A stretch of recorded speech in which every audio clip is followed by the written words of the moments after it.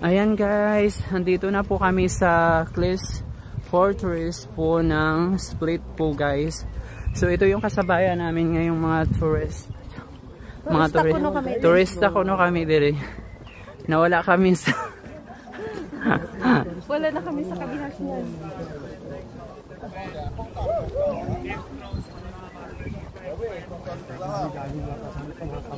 Kabats lang mga guys, mga turista mo guys.